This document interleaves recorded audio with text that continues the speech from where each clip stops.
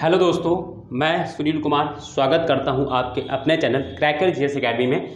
दोस्तों, उम्मीद करता हूं कि आप सभी अच्छे होंगे और आप लोगों की पढ़ाई अच्छी चल रही होगी। तो मैं यहां पर दोस्तों आप लोगों को हिस्ट्री की क्लासेस करा रहा हूं। हिस्ट्री में हम लोग दोस्तों मेडवल हिस्ट्री पढ़ रहे थे, ठीक है।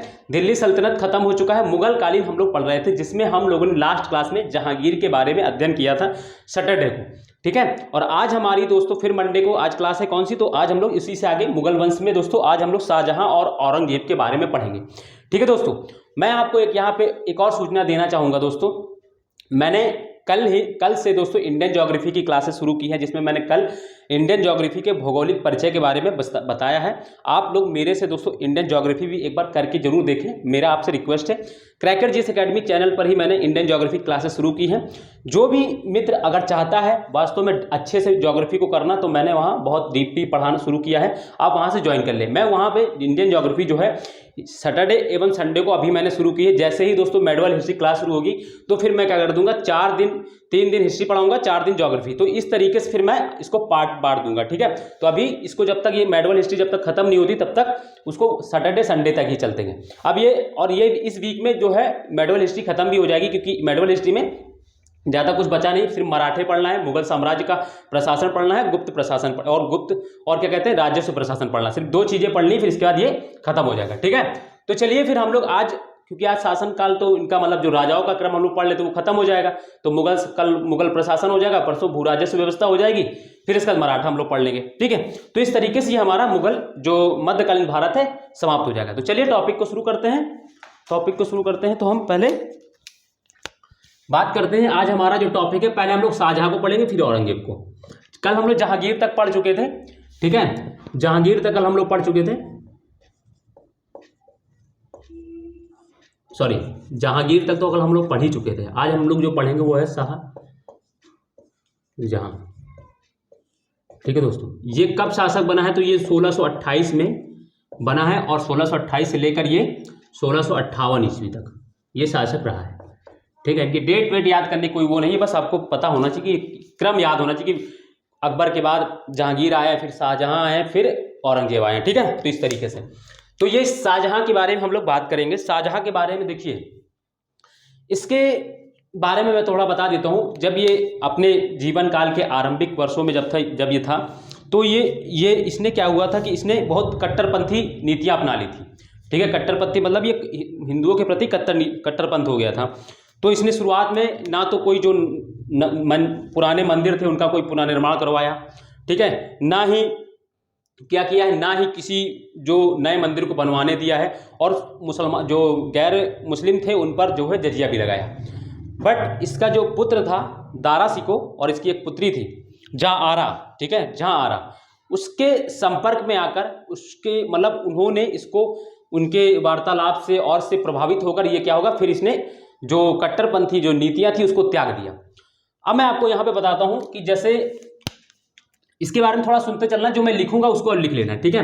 तो सबसे पहले मैं अब इसके जीवन परिचय के बारे में बता रहा हूं, तो मैं बता देता हूं। इसकी देखो इसके जो पुत्र हैं 2 बहुत इंपॉर्टेंट हैं, एक तो दारा सिको,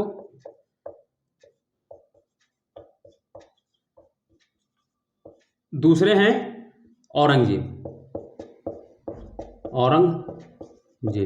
और एक चीज और बता देता हूं, ये जो शाहजहां है, इनके बचपन का जो नाम था खुर्रम था। इनको पहले इनका खुर्रम नाम था, ठीक है, जहांगीर खुर्रम नाम था इनका बचपन में शाहजहां का, ठीक है। तो ये औरंगजेब और दारा सिको इनकी जो 2 पुत्र थे, दो को मैं ये बता रहा हूँ क्योंकि यही इंपॉर्टेंट है, और 2 पुत्रियां भी इनके लिए इंपॉर्टेंट है इनके समय पढ़ते समय। एक तो जहां आरा और रोशन आरा, ये इंपॉर्टेंट है। 2 महिलाएं हैं, या कह लो आरा, रोशन आरा, ठीक है। तो जब ये कट्टरपंथ थे शुरुआत में, तो जहां आरा और ये क्या कहते हैं, जहां आरा और रोशन, ये दारा सिको, इन 2 के प्रभाव से ये क्या हो, इनकी कट्टरपंथी नीतियों के इन्होंने त्याग दिया, और फिर क्या है, ये एक उदार नीति की ओर मुड़ गए। अब आप बात यहां पे ये आती है कि जो दारा सिको था वो क्या था, जैसे कि इनके संबंध में आता है कि मतलब जैसे जहां आरा और जो दारा सिको हैं वो जो थे वो कादरिया परंपरा कादरिया परंपरा, ये सूफियों में परंपराएं होती थी, जैसे है ना, जैसे कादरिया है, सुहरावर्दी है, नक्शबंदी है, तो ये कुछ परंपराएं थी। जो कादरिया परंपरा के जो थे वो उदार प्रवृत्ति के लोग थे, ठीक है, वो कट्टरपंथ नहीं थे, वो उदार प्रवृत्ति के लोग थे, है ना, परंपरा के जो सूफी संत थे।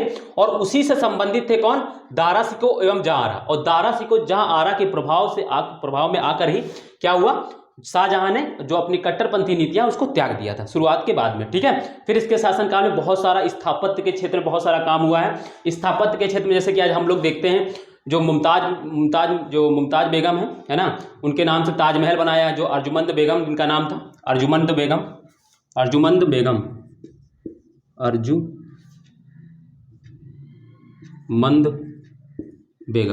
है ना, इन्हीं का नाम था मुमताज बेगम, है ना, मुमताज, इन्हीं का नाम था मुमताज, ठीक है, इन्हीं का नाम था मुल्तान, इनका वास्तविक नाम था अर्जुमंद बेगम। इन्हीं के नाम से क्या बना है, ताजमहल। लिखते चलना है साथ साथ में, ठीक है, शॉर्ट फॉर्म में, मैं जहाँ पे रिलेटेड रहेगा वहाँ चीज़ें, ठीक है।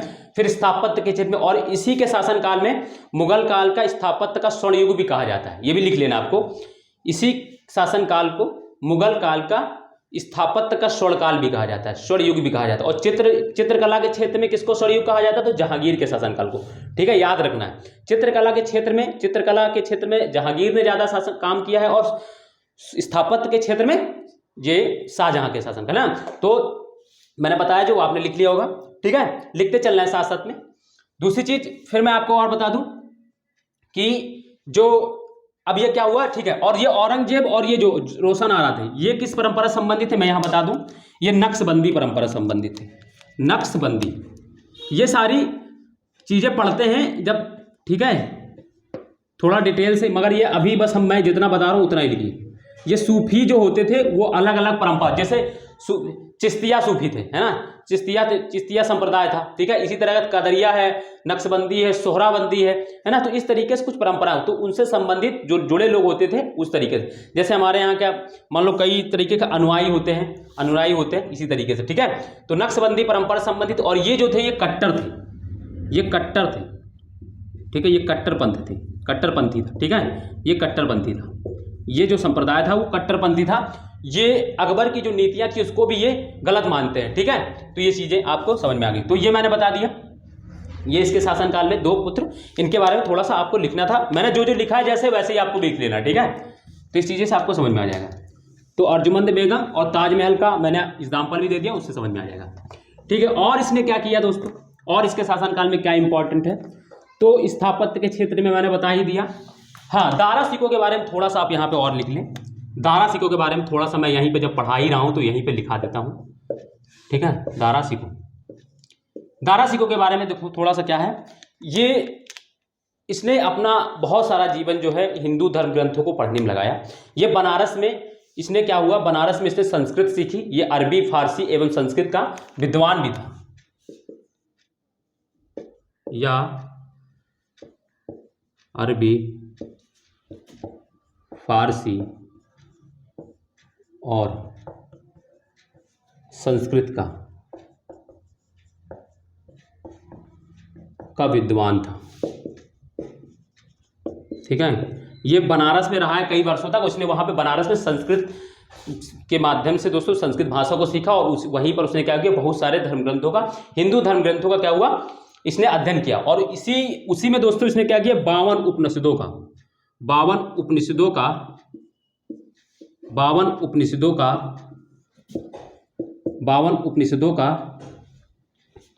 फारसी भाषा में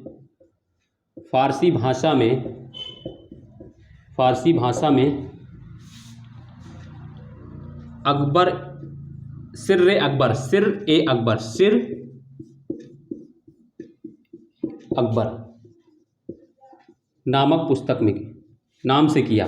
फारसी भाषा में अनुवाद सिर्रे अकबर नाम से किया ना। यानी 52 उपनिषदों पे एक तरीके से कह दो इसने टीका लिखी, ठीक है। 52 उपनिषदों पे एक तरीके से कह दो इसने टीका लिखी, ठीक है। तो ये करवाया इसने, और ये बहुत उदार प्रवृत्ति का था, ठीक है ये। और इसके बारे में क्या जानना है, हाँ, फिर क्या हुआ था, शुरुआत के जो शाहजहां जो था वो अपने इसी पुत्र को जो है दारा शिकोह को ही राजा बनाना चाहता था या बादशाह बनाना चाहता था। बट जब दारा शिकोह, जब क्या कहते हैं शाहजहाँ की डेथ हो गई, तो शाहजहाँ की डेथ के बाद क्या हुआ, दारा शिकोह और जो औरंगजेब के बीच में युद्ध हुआ, जिसमें क्या हुआ, दारा शिकोह पराजित हुआ और दारा शिकोह को जब बंदी बनाकर लाया गया तो उसका क्या है सर कलम करवा दिया। और सर कलम करा के क्या हुआ, शाहजहाँ की को क्या है औरंगजेब ने क्या किया था, कैद में कर लिया था। तो इसको क्या किया, इसको कैद में जब किया था तो इसको जो दारा शिकोह को जो कटा हुआ जो सर था उसी को उसने उसको अपने पिता को दिखाया था, जिसमें बहुत सदमे में थे। फिर कुछ समय में बीमार रहने के बाद इनकी डेथ हो गई थी शाहजहाँ की। ठीक है, तो इस तरीके से इनका ये सारा काम हो जाता है। ठीक है, तो ये दारा शिकोह के बारे में आपको थोड़ा सा मैंने जो बताया वो बहुत इंपॉर्टेंट था। ठीक है, इसके बारे में एक चीज़ और एक लिख लो, रहने दो, वो बहुत ज़्यादा फिर पूछा नहीं जाएगा, छोड़ो। ठीक है, अब हम और बात, हाँ इसके बारे में एक चीज़ और जान लो, दारा शिकोह के बारे में नहीं, हम लोग शाहजहाँ के बारे में और मैं बताता हूँ क्या है, थोड़ा फैक्चुअल थोड़ी ज़्यादा है स्टोरी जो मैं रहता हूँ, इसलिए मैं बता देता हूँ। इसने क्या किया था, इसने मनसबदारी के तहत एक पद्धति शुरू की थी जिसको महाबारी पद्धति बोलते हैं। लिख लो बस, खाली समझना भी है और उसको, महाबारी पद्धति है ना। मनसबदारी व्यवस्था में सुधार करने हेतु इसने क्या किया था, महाबारी पद्धति की शुरुआत की थी। महाबारी पद्धति की शुरुआत, ये भी पूछा जा सकता है, वनडे एग्जाम में पूछ सकते हैं कि महाबारी पद्धति की शुरुआत किसने की थी। तो ठीक है, महाबारी पद्धति की शुरुआत किसने की थी, तो शाहजहाँ ने। इसमें क्या था, देखो इसमें ये था कि जो, अब इसमें ये डिटेल का है थोड़ा, बट इसमें बता देता हूँ। जैसे क्या होता था, जब मनसबदार होते थे उनका जात यानी उनके रैंक के अकॉर्डिंग उनको सवार रखना होता था। यानी उनको 5000, अगर 5000 ही मनसबदार है तो उनको 5000 सवार रखने होते थे। ठीक है, ये चीज़ इसने की थी। बट इसने क्या किया था कि जैसे मान लो, जैसे और सवार को वेतन देने के लिए क्या, मनसबदारों को वेतन देने के लिए क्या किया जाता था, जागीर दी जाती थी। जागीर मतलब भूखंड, जहाँ से राजस्व प्राप्ति होती, एक भूखंड दे दिया जाता था। अब मान लो उस भूखंड से या उस भूखंड से जितनी जागीर मनसबदार को दी गई उतनी पैदावार ही नहीं होती थी, तो उससे क्या होता दिक्कत। अब उसको उस क्षेत्र का प्रबंधन, शासन चलाने में, और दूसरा सवार को यानी जो सैनिक थे उनको मेंटेन रखने में उसको दिक्कत होती थी। तो इसने कहा कि ठीक है, अगर जिस अनुपात में जागीर में कमी आती है यानी राजस्व में कमी आती है, उसी अनुपात में आप सवार को भी कम कर दीजिए। यानी जिस अनुपात में, मान लो अगर जैसे मान लो 5000 का आपको दिया गया है मनसबदारी में के तहत 5000 सवार रखने हैं, बट अगर मान लो 5000 सवार जितनी जागीर बताएगी उतनी जागीर नहीं आती है, तो फिर क्या करना है, जितनी जागीर में कमी हुई उसी अनुपात में आप सवार को मतलब सवार की कमी कर लीजिए। ठीक है, तो ये चीज़ था, ये थोड़ा डिटेल की कहानी है, इसको हम लोग बाद में जब पढ़ेंगे। बट अभी पीटी मतलब वन डे हम लोग एग्जाम को टारगेट करके देख रहे हैं, तो हम लोग अभी यही देखेंगे महाबारी पद्धति की शुरुआत किसने की, तो वो शाहजहाँ ने शुरू की। ठीक है, ये चीज़ आपको याद रखना है। इस तरीके से जैसे हम जहांगीर के बारे में पढ़ते हैं तो उसने 2 अस्पष्ट मनसबदारी में सुधार किया था। ठीक है, कल मैंने बताया था कि नहीं बताया था, नहीं बताया तो लिख लीजिएगा। जहांगीर ने जो है मनसबदारी के तहत 2 अस्पष्ट पद्धति की शुरुआत की थी और इसने मनसबदारी के तहत महाबारी पद्धति की शुरुआत की थी। ठीक है, ये चीज आपको याद रखना है।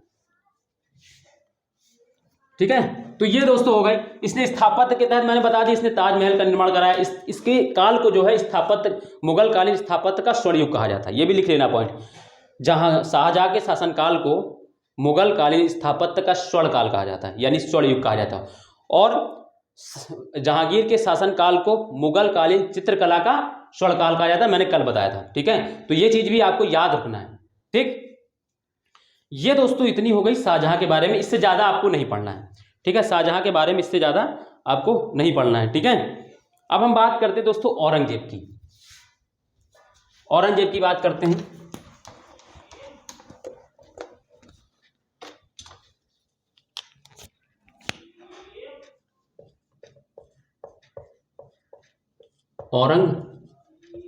इनको दोस्तों डिटेल में पढ़ाने में थोड़ा मजा आता है। वन डे एग्जाम में क्या है ना, वन डे एग्जाम में दोस्तों अब इसमें फैक्ट इनमें ज़्यादा है नहीं, इनसे फैक्ट ज़्यादा नहीं पूछा जाता है। इनमें जो रहता है, इनमें जो डिटेलिंग रहती है, जो इनकी जो नीतियां हैं उनको बारे में पढ़ा जाता है। वन डे एग्जाम में नीतियां पूछी नहीं जाती। ठीक है, तो इस वजह से थोड़ा शॉर्ट में पढ़ के हम लोग इसको खत्म करते हैं।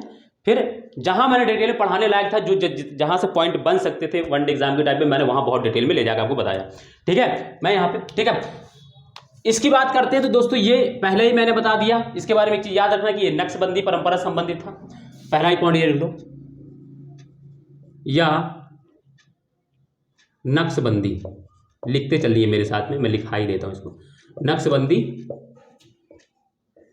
परंपरा से संबंधित था।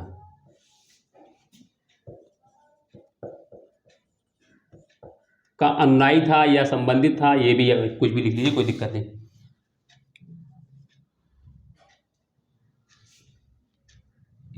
या अब ये भी समझ गए, नक्शबंदी परंपरा के मैंने बताया था कि ये कट्टर होते थे, या इसने हिंदुओं के प्रति कट्टर नीति अपनाई। इसने हिंदुओं के प्रति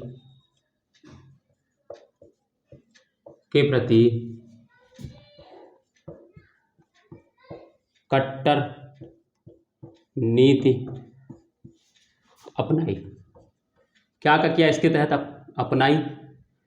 इसके तहत क्या क्या किया इसने, तो मैं बताता हूँ। कट्टर नीति के तहत इसने क्या क्या किया, तो पहले पॉइंट इसने क्या किया, सबसे पहले तो जजिया लगा दिया, है ना। शाहजहां ने शुरुआती दौर में जजिया लगाया था, फिर क्या है, जब उसने नीति अपनाई तो उसने फिर क्या हुआ था, फिर उसने जजिया समाप्त कर दिया था। बट इसने क्या किया, इसने जब शुरुआत में ही आते ही इसने जजिया समाप्त लगा दिया, और फिर इसके जीवन काल तक जजिया रहा। जब तक जजिया को लगाया,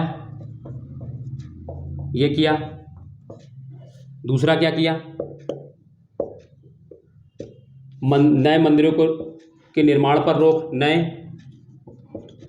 मंदिरों के निर्माण पर रोक। और क्या किया इसने, पुराने मंदिरों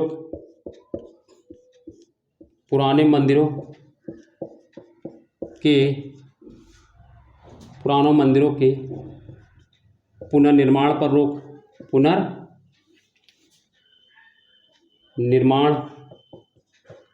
पर रोक। और क्या किया, चौथा, ठीक है, और क्या किया, कई मंदिरों को तोड़ा, जैसे मथुरा का मंदिर, काशी विश्वनाथ का मंदिर तोड़ा, जैसे मथुरा का मंदिर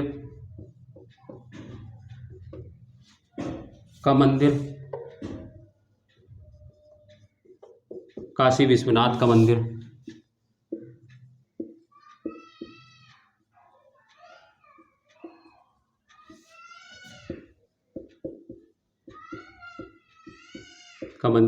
ठीक है, ये किया इसने। और इसमें देखो क्षेत्र में जैसे क्या है, इसने जो है, अब मैं इसके बारे में थोड़ा डिटेल जाता हूँ। ये तो इसकी नीतियाँ हो गई, फिर मैं इसको आपको पढ़ाता हूँ, समझाता हूँ कुछ चीज़ें, ठीक है। इतना लिख लीजिए पहले आप, फिर मैं इसके बारे में थोड़ा सा आपको और चीज़ें बताता हूँ। वो क्या है वो आपको मैं बताता हूँ कि जब हम अकबर की दक्षिणी नीति पढ़ रहे थे, उसी के तहत मैंने आपको शाहजहां जहांगीर की तक बताई थी, मैंने औरंगजेब को नहीं बताया था। अब औरंगजेब के बारे में जैसे कहा जाता है कि उसने क्या किया था, दक्षिण के जो क्षेत्र हैं, जैसे जो अहमदनगर, उसको पूरा नियंत्रण में ले लिया, बीजापुर गोलकुंडा को उसने अपने नियंत्रण में ले लिया, पूरा जीत लिया, ठीक है। इसके बाद लगता था मराठा साम्राज्य। तो मराठा साम्राज्य में जो उस समय थे शिवाजी, इसके समकालीन शिवाजी धीरे धीरे एक शक्ति के रूप में उभर रहे थे। और उसी के शासनकाल में क्या, जब जहांगीर जो शाहजहां था, वो दक्षिण के जितने भी क्षेत्र उसको प्रत्यक्ष नियंत्रण, औरंगजेब जो है दक्षिण के जो जितने भी जो क्षेत्र थे, विंध्य के जितने दक्षिण के जो क्षेत्र थे, उनको प्रत्यक्ष नियंत्रण में करना चाहता था, जिसके तहत उसने पहले अहमदनगर तो था ही, फिर बीजापुर गोलकुंडा को भी जीत लिया और वहां पे अपने सूबेदार नियुक्त कर दिए, ठीक है। तो अब बात ये था कि जब ये सारी चीज़ें घटनाएं चल रही थी, तो उसी क्रम में जहाँ जो शिवाजी हैं मराठा क्षेत्र में, वो भी उभर कर आ रहे थे। तो इसके तहत क्या हुआ, इसने जब शिवाजी से इसका द्वंद्व होता रहता था। द्वंद्व का मतलब यह है कि शिवाजी जो है इसके जो जैसे बीजापुर है, गोलकुंडा, अहमदनगर, इन क्षेत्रों में लूटमार करते रहते थे, युद्ध करते थे और वहाँ से माल को लूट कर फिर लौटाते थे। तो ये सारा कुछ चल रहा था। तो उस चीज़ से ये बहुत परेशान था। तो इसने क्या किया, इसने बीजापुर के शासक आसफ खां को, है ना, अफजल खां को, जो शासक मतलब जो सूबेदार वहाँ का नियुक्त किया था, अफजल खां को इसको पकड़ने के लिए भेजा, है ना। मतलब तो जब उसको भेजा तो अफजल खां ने, क्योंकि देखो ये क्या था, ये जो शिवाजी महाराज जो थे, ये इनका जो क्षेत्र था ये दुर्लभ पहाड़ियों वाला क्षेत्र था। तो क्या होता था, ये कभी भी सामने से युद्ध नहीं करते थे, ये गोरिल्ला पद्धति से, है ना, और छुप जाते थे, पीछे से आक्रमण किए फिर छुप जाते थे। तो इस तरीके में ये युद्ध छापामार पद्धति कह लीजिए, छापामार पद्धति में भी बहुत माहिर थे। ठीक है, तो और कोई भी सेना हो वो पीछे से वार करते तुरंत ये वापस हो जाते थे, अटैक करते थे इस तरीके से। तो इससे तो बहुत दिक्कत होती थी। तो अफजल खान ने इनसे जो है निपटने के लिए एक तरीका अपनाया। क्या अपनाया कि इन्होंने कहा कि हम आपसे मिलना चाहते हैं, अकेले वार्तालाप करना चाहते हैं, क्योंकि वो जान रहा था कि सामने से लड़ेगा नहीं शिवाजी और हम वैसे इसको पकड़ नहीं पाएंगे। तो इससे बढ़िया क्या है, इससे हम समझौते की बात करते हैं। तो जब समझौते की बात करने के प्लान में इसने क्या किया, इसने शिवाजी को मारने की योजना बनाई। और शिवाजी का जो गुप्तचरी तंत्र था वो बहुत मजबूत था, उनको भी इस चीज़ का बारे में पता चल गई। तो शिवाजी भी पहले से तैयार होगा कि ये हमें मारने के लिए इसने बुलाया, इससे ये पहले हम पे अटैक करेगा, उससे पहले ही हम इसको मार देंगे। तो अब अफजल खां तो एकदम वो थे फ्री कि हाँ शिवाजी आएंगे, बढ़िया आराम से हम इनको, क्योंकि अफजल का हट्टा कट्टा लंबा चौड़ा था, शिवाजी को दबा लेता तो शायद हो सकता था। तो वो ऐसा समझ रहा था, आश्वस्त था कि मैं शिवाजी को अब मार दूंगा। तो जब ये यहाँ पे ये मिलने गए, तो जब मिलने गए तो जब क्या हुआ, दोनों लोग मिले और जब गले मिल रहे थे और गले मिलने के क्रम में ही शिवाजी ने इन पर पहले से ही वार कर दिया और अफजल खां को मार दिया। इससे क्या हुआ, क्योंकि अफजल खां उसमें बहुत शक्तिशाली था और उसकी जो दक्षिण भारत में बहुत सारा उनका जो क्षेत्र था, मतलब जो चीज़ें जो ख्याति थी उसकी दक्षिण भारत में बहुत ज़्यादा थी। जैसे ही अफजल खां का शिवाजी ने मारा, वैसे ही शिवाजी का और औहदा बढ़ गया और जो और भी जो मराठा सरदार थे वो भी इनके जो है इनकी झंडे के नीचे यानी इनकी अधीनता स्वीकार कर ली। तो इस तरीके से ये और भी फिर शक्ति। इसके बाद फिर क्या हुआ, औरंगजेब ने अपने मामा शाइस्ता खां को इसको बंदी बनाने के लिए भेजा। बंदी बनाने के लिए जब भेजा तो क्या हुआ, शाइस्ता खां रात में रुके, छावनी बना की और वहीं पे जश्न वश्न कर रहे थे। बस ये शादी के बारात के साथ आते हुए शिवाजी घुस गए, मतलब बाराती बनकर आए और क्या हुआ, इनके ऊपर शाइस्ता खां पर हमला कर दिया। वहाँ क्या हुआ, शाइस्ता खां का पुत्र मारा गया, इनका एक अंगूठा कट गया और फिर शाइस्ता खां वहाँ से भागे। जब औरंगजेब की पता चला तो औरंगजेब ने कहा कि अगर आप यहाँ दरबार में मत आइएगा, दरबार में आए तो आप, क्योंकि वो मामा जान थे उसके, तो उनको बंगाल भेज दिया, जाओ वहाँ बंगाल की सूबेदारी संभालो। तो ये चीज़ें तो ठीक है। इस तरीके से क्या हो रहा था कि औरंगजेब को बार बार शिवाजी मार दे रहे थे और औरंगजेब जो है शिवाजी को पहाड़ी चूहा कहता था। उसको एक पहाड़ी सरदार पहाड़ी चूहा बोलता था, जो कि चूहे मतलब पहाड़ में ही सुरक्षित है, अगर बाहर आएगा तो वो व्यस्त हो जाए। फिर क्या हुआ, इनको पकड़ने के लिए जय सिंह को भेजा, जो आमेर के हैं ना, उनको भेजा। जय सिंह आए, जय सिंह ने मारा, जो क्या कहते हैं, शिवाजी को हराया, पराजित कर दिया, उनको बंदी बनाया और बंदी बनाकर इनको क्या है, संधि के लिए, एक संधि करने के लिए इनको बाध्य कर दिया। ठीक है, इनको एक संधि की, जिसको सलवाई की संधि भी बोलते हैं। ठीक है, एक संधि हुई। उस संधि के तहत क्या हुआ, इनको जो शिवाजी फिर गए औरंगजेब के दरबार में। उस दिन औरंगजेब का जन्मदिन भी था, लोग गिफ्ट दे रहे थे, तो शिवाजी ने भी गिफ्ट दिया, तो औरंगजेब ने इग्नोर कर दिया उसको। जब इग्नोर किया तो फिर शिवाजी को क्या हुआ, जो जैसे मनसबदार होते थे एक पंक्तियों में खड़े होते थे, 10,000 मनसबदार अलग खड़े होंगे, अलग पंक्ति में 7,000 मनसबदारी अलग खड़े होंगे, 5,000 अलग, तो इस तरीके पंक्तियों में खड़े होंगे। तो शिवाजी को जो है 5,000 मनसबदारी में खड़ा किया गया और 5,000 मनसबदारी में ही शिवाजी के पुत्र को भी 5,000 मनसबदारी दी गई थी। जब संधि हुई थी तो उनको कहा गया था कि आपके पुत्र को 5,000 मनसबदारी दी जाएगी।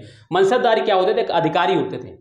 ठीक है, मनसबदारी रैंक समझ लो, 5,000 7,000 जिस तरीके से आज भी रैंक होती है उस तरीके से वहाँ रैंक होती थी, 10,000 तक की। हालांकि मुगल काल में खाली 7,000 तक की हाईएस्ट रैंक दी जाती थी। ठीक है, 10,000 तक का अब्दुल फजल ने वर्णन किया है, बट मिलता 7,000 था। 7,000 ही मनसबदारी दो ही लोग को मिला था, मिर्जा अजीज कोका जो अकबर के फूफा थे, और दूसरा अकबर के शासनकाल में, और एक जो मान सिंह थे, है ना। इसके बाद यहाँ भी बहुत सारे लोग थे। तो इनको 5,000 जब मनसबदारी खड़ा किया तो उसने जय सिंह से पूछा कि ये सब क्या है, तो कहा कि 5,000 मनसबदारी। और वो कौन है, तो वो 7,000 मनसबदारी। तो उसने कहा कि जब वो छोटे छोटे जो राजा हैं उनको 7,000 मनसबदारी और मैं मराठा सरदार है मुख्य हूँ, मुझे 5,000 मनसबदारी। तो इससे शिवाजी गुस्सा गए और दरबार छोड़ के भागने लगे। तो जब औरंगजेब ने पूछा शिवाजी से, जय सिंह से, कि क्या हुआ, तो कहा कि जंगल का शेर बेकाबू हो गया। मतलब कि उसने ये नहीं कहा कि शिवाजी शेर है, उसने कहा कि जंगल का जो शेर है वो दरबार के नियम नहीं जानता, दरबार के नियम कानून नहीं जानता। फिर क्या हुआ कि शिवाजी को पकड़ लिया गया, शिवाजी को बंदी बना लिया गया। शिवाजी को बंदी बना के कुछ दिन रखा गया। शिवाजी ने नाटक वाटक करके मिठाई के डब्बे से निकल कर फिर भाग गए और फिर से वो वहाँ पर अपने सरदार। तो इस तरीके से मैं अभी हम लोग शिवाजी पढ़ेंगे तब हम लोग उनको देखेंगे। तो ये इस तरीके से क्या हुआ, शिवाजी की फिर डेथ हो जाती। शिवाजी के डेथ के बाद औरंगजेब ने मराठा क्षेत्र पे हमला किया और फिर क्या हुआ, वहाँ पे संभाजी को पकड़ लिया। ठीक है, जो शिवाजी के पुत्र थे उनको पकड़ा, उनको यहाँ लेकर आए, उनको यहाँ पे बंदी बनाया, फिर इनकी गर्दन काट दी और उनके ही पुत्र थे साहू जी महाराज और उनकी पत्नी, दोनों को बंदी बना लिया।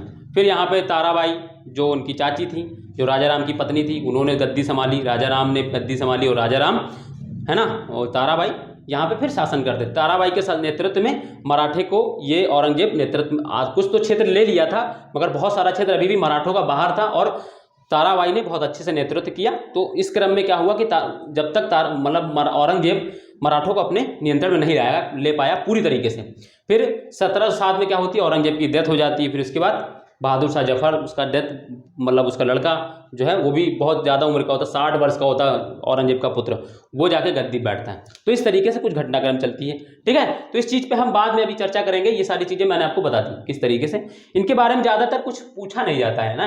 वन डे एग्जाम में आप देखेंगे औरंगजेब के बारे में बहुत कम जो क्वेश्चन आते हैं, क्योंकि थोड़ा कुछ है ही नहीं ऐसा, बस कहानियाँ सुननी थी मैंने आज आपको, उसीलिए थोड़ा सा कवर कराना था, इसलिए मैंने आपको कराया। ठीक है क्लास, तो दोस्तों ये हो गई आज की हमारी क्लास, समझ में आ गया होगा। ठीक है, मराठों को हम लोग अब पढ़ेंगे, कल हम लोग पढ़ेंगे इनका जो है मुगल कालीन प्रशासन, क्योंकि प्रशासन बहुत इंपॉर्टेंट है, प्रशासन से क्वेश्चन पूछा जाता है। ठीक है, तो मुगल कालीन प्रशासन कल हम लोग डिटेल से लिखेंगे भी और डिटेल से पढ़ेंगे भी। ठीक है, क्योंकि मेरा टारगेट है कि जो मान लीजिए अब यहाँ से आपको यही इसकी दक्षिणी नीति भी कह लीजिए।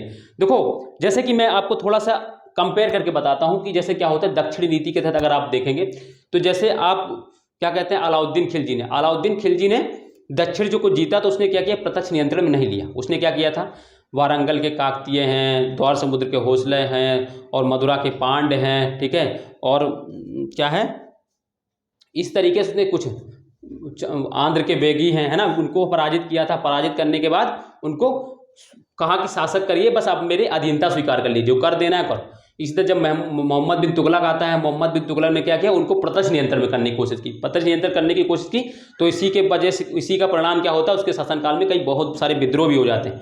फिर उसके साम्राज्य का विघटन के कारण भी यही निकलते हैं। फिर इसके बाद जैसे हम देखते हैं कि औरंगजेब, अकबर ने भी जीता, अकबर ने अहमदनगर को जीता, हालांकि कोई इतनी दूर तक जा ही नहीं पाया, बट औरंगजेब ने जीता तो वो भी प्रत्यक्ष नियंत्रण करने का है। तो फिर देखोगे हम ये फिर भी तुम देखोगे कि जैसे ही औरंगजेब ने प्रत्यक्ष नियंत्रण करने को सोचा दक्षिण भारत में, उसके बाद उसकी मृत्यु के बाद ही क्या होता है, साम्राज्य विकसित होने लगता है। 1707 के बाद साम्राज्य इतनी तेजी से विकसित होता है कि 1857 तक मतलब चलता तो रहता है और 100-150 साल तक, बट फिर यही होता है कि बहुत दुर्बल शासक हो जाते हैं, जो उनके वजीर हैं या वो सब सत्ता को संभाल रहे होते हैं। ये तो खाली बस एक कठपुतली की तरह यूज़ किए जाते हैं राजा जो शासक होते हैं। ठीक है, तो इस तरीके से चलता रहता है।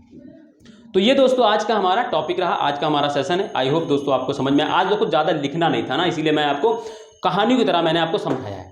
ठीक है, ज़्यादा लिखना नहीं था, और जो भी लिखना भी है तो वो डिटेल का है, वो जीएस मतलब जैसे कि मान लीजिए जिनको मेंस लिखना हो उनके लिए है। तो इसी वजह से, हालांकि क्योंकि मैंने आपसे प्रॉमिस किया कि हर टॉपिक को मैं कवर करूँगा, इसलिए मैंने इस टॉपिक को लाया है। ठीक है, तो चलिए दोस्तों आज का सेशन हम यहीं तक रखते हैं। और दोस्तों उम्मीद है कि आपको सेशन अच्छा लगा हो, और सेशन अगर आपको अच्छा लगा हो तो वीडियो को लाइक करें, कमेंट करें, और दोस्तों जिन्होंने अभी तक चैनल को सब्सक्राइब नहीं किया है वो चैनल को सब्सक्राइब कर लें। ठीक है दोस्तों, और दूसरों को शेयर कर भी दें। ठीक है दोस्तों, और आपसे मेरा एक निवेदन ये भी कि जो इंडियन ज्योग्राफी की मैंने सीरीज शुरू की है, आप एक बार जरूर मेरी वीडियो पूरी देखिएगा। मैं आपसे बस एक बार रिक्वेस्ट कर रहा हूँ, एक बार आप देखिएगा, इसके बाद आप खुद डिसाइड करिएगा। ठीक है दोस्तों, तो चलिए दोस्तों फिर हम कल मिलेंगे, तब तक के लिए अपना ध्यान रखिए। बाय, जय हिंद दोस्तों।